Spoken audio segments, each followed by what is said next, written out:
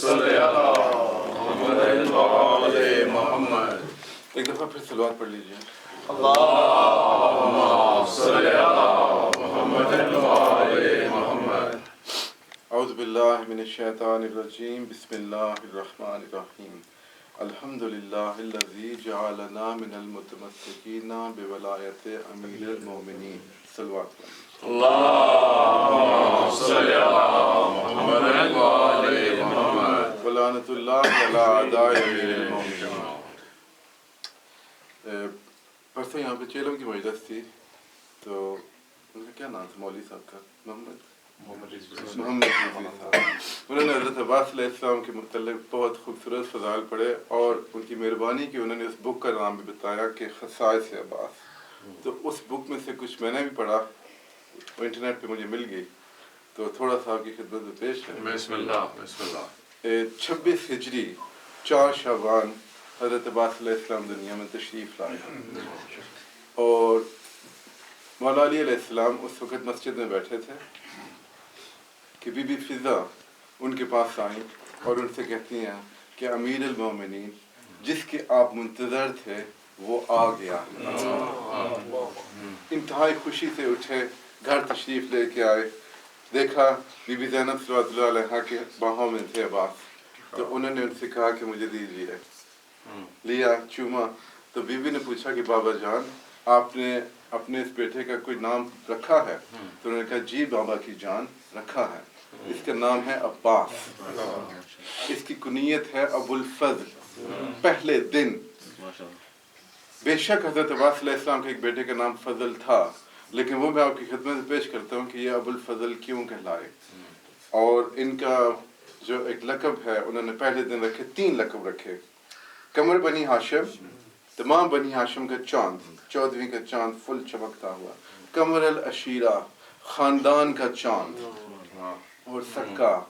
جب سکا سنانا تو بی بی زینب صلی اللہ علیہ نے کچھ پوچھا، وہ میں آپ کو بعد میں بتاتا ہوں۔ یہ سن کے تو بی بی زینب صلی اللہ علیہ اپنے بھائی کو لے کے ان کی والدہ کے پاس گئیں، تو ان سے کہا کہ مادر گرامی بابا نے آپ کے بیٹے کا نام رکھا ہے۔ تو انہوں نے کہا جی میری سیدہ، میری سردار، کتنے ادب سے بلاتی ہیں بی بی کو، وہ کیا نام رکھا ہے؟ جی عباس، اور بھی کچھ کہا؟ تو انہوں نے کہا کہ یہ قمر بنی ہاشم ہے۔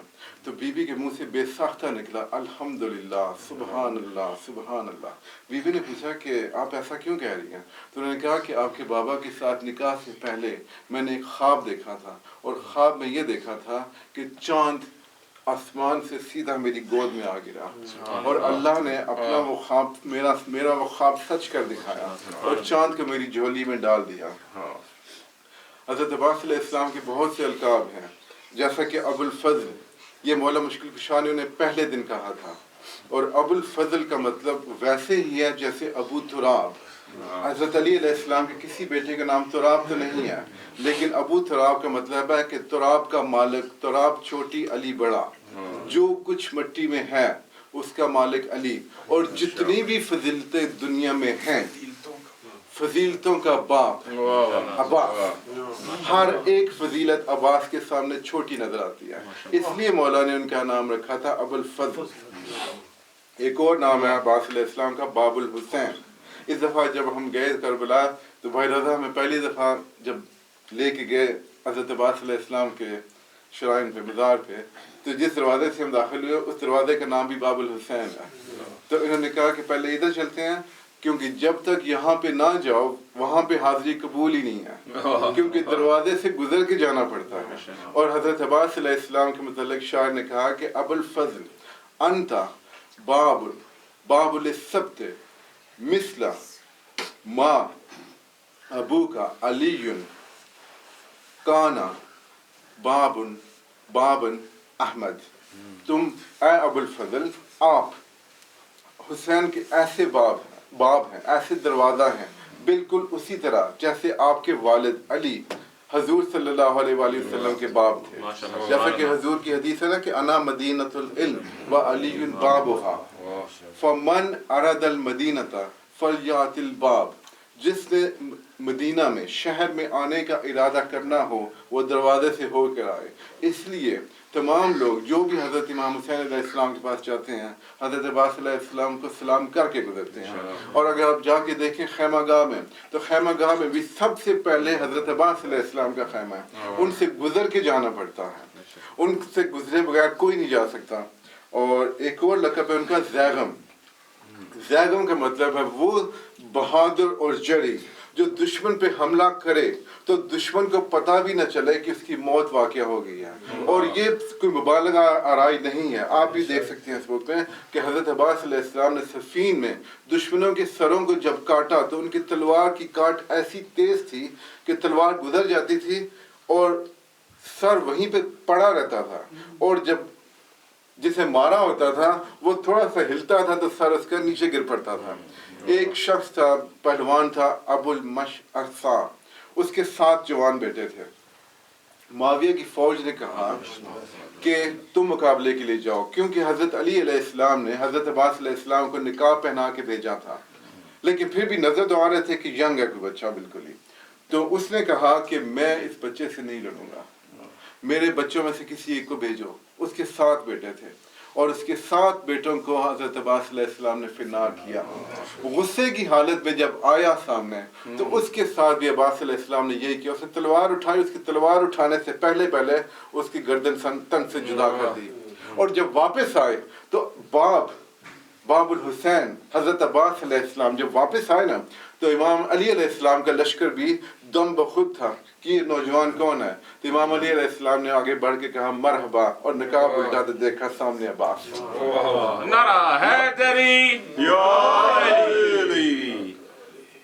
ایک لقب ان کا ساقی عطاشائے کربلا, سکائے سکینہ بھی ہے اور ساقی عطاشی کربلا, عطاشائے کربلا, کربلا کے پیاسوں کا پانی پلانے والا ہوا.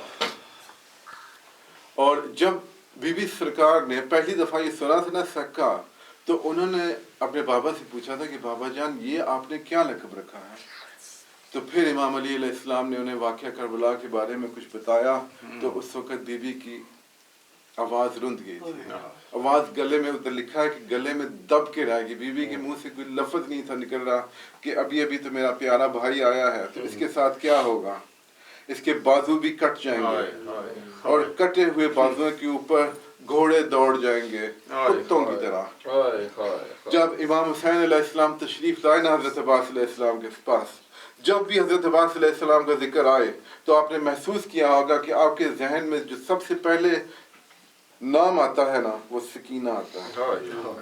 ایسا پیار تھا چچا اور بھتیجی کا کہ امام حسین علیہ السلام نے جب کہا نا کہ میں آپ کو لے کے چلتا ہوں تو امام حسین علیہ السلام کو جواب دیا, ہاتھ تو تھے نہیں, انہوں نے کہا کہ میرے ہاتھ ہوتے تو میں آپ سے ہاتھ باندھ کی گزارش کرتا کہ مجھے مت لے کے چلیے. تو امام حسین علیہ السلام نے فرمایا کہ کیوں؟ انہوں نے کہا کہ میں سکینہ سے وعدہ کر کے آیا تھا, مجھے اس کا سامنا کرنے سے شرم آتی ہے, اس لیے مجھے یہیں پہ رہنے دیجیے. اب آپ پوچھئے کہ دوسرے دن جب بی بی سکینہ مقتل سے گزری تو عباس علیہ السلام نے ان کا سامنا کیسے کیا. اب ہاتھ تو رہے نہیں جس سے اپنا چہرہ چھپاتے, اپنے آپ کو الٹا لیا. تو بی بی سکینہ کبھی سر کی طرف آئیں اور کبھی پاؤں کی طرف آئیں اور پھر کہتی ہیں کہ چچا ایک دفعہ میری طرف دیکھ لیجئے, میں آپ سے پانی نہیں مانگوں گی, آپ مجھے دیکھیے, میں اب آپ کی شہزادی نہیں رہی, میں اب قیدن بن چکی ہوں جو کہ قید ہو کر کوفہ اور شام کی طرف جا رہی ہے. میں آپ کو تھوڑا سا وہ حال بتا دوں کہ انہوں نے سفر کیسے کیا. امام زمانہ فرماتے ہیں کہ سلام ہے میرا اس بی بی پر جس سے گھوڑوں کے آگے دوڑایا گیا اور اس کے رخساروں کا رنگ بدل گیا شام پہنچتے پہنچتے. بی بی کو اونٹ پر اکیلے بٹھاتے تھے اور بی بی وہاں سے جب گر پڑتی اور پھر شمر سے انہیں ڈھونڈتا اور ڈھونڈ کے تماچے مارتا. پورا راستہ اس کا کام ہی یہی تھا. پھر ایک حرامی, اس کا نام تھا شجر بن قیس, उसने उम्र 7 से कहा कि बार बार गिरने से बेहतर है कि इस बच्ची को ऊंट की पुश्त पर बांध दो ताकि जब एक ही दफा पहुंचे तो इसे उतार लेना। तो जब शाम पहुंचे ना तो बीबी के लफ्जों को किसी शायर ने अपने लफ्जों में बयान किया है। उसने कहा है कि चिल्लाई मासूमा मेरी नाका भी बिठा दो, प्यारे मेरे भैया मुझे बाबा से मिला दो। पूछा बाबा से मिलके क्या कहोगे? तो उनसे कहा कि मैं अपने बाबा से कहूंगी कि मेरा सफर कैसे गुजरा और शाम पहुंचने के बाद भी सितम और जुल्म में कमी नहीं आई। इमाम सज्जाद अलैहिस्सलाम का एक सहाबी था, उसका नाम है नुमान बिन अल मुंज़िर मदानी। उसने पूछा कि कोई ऐसा वाक़या सुनाइए जो आपके कलेजे में फांस की तरह खुब गया हो। तो इमाम सज्जाद अलैहिस्सलाम ने फरमाया यूं तो शिमर का एक ही मशगला था, करबला से शाम तक या तो सकीना को तमाचे मारता था या मुझे ताज़ियाने मारता था। जब हम शाम के बाजार में पहुंचे तो भीड़ बहुत ज्यादा थी। उसने मुझसे कहा कि चलो और तेज चलो। मेरे गले में तौक था, मैंने उससे कहा कि कैसे तेज चलूं, आगे भीड़ है बहुत। उसने ताजियाना निकाल कर मेरी कमर पे ताजियाने मारने शुरू कर दिए। बीबी देख रही थी। बीबी ने आगे बढ़ के कहा शिम्र तू कितना बेहया है, करबला से लेकर अब तक मेरे भैया को मार मार के तू थका नहीं है। इब्न मुंज़िर कहता है कि मौला क्या वो रुक गया? उन्होंने कहा कि रुक गया, लेकिन फिर जो सलूक वो मेरे साथ कर रहा था वही मेरी बहन के साथ करना शुरू कर दिया। 2-3 ताजियाने मारे, लेकिन बीवी ने मुझसे कहा कि भैया मैं ताजियाने खाने के लिए तैयार हूँ, लेकिन इससे कहो कि मेरे चेहरे पे मत मारे, मेरा चेहरा पहले ही जख्मी है, मेरे कानों से भी खून जारी है। इब्न मुंज़िर कहता है कि क्या वो रुका? तो उसने कहा, इमाम सज्जाद ने जवाब दिया नहीं। फिर शाम के बाजार में एक ही आवाज आने लगी कि अब कहेगी भैया को, अब कहेगी भैया को। शाम के बाजार में जलजला सा आ गया। माँ की सांग से आवाज आई सज्जाद मेरी बेटी मर जाएगी। ज़ैनब देखी मेरी बेटी को देखो, वो मर ही न जाए कहीं।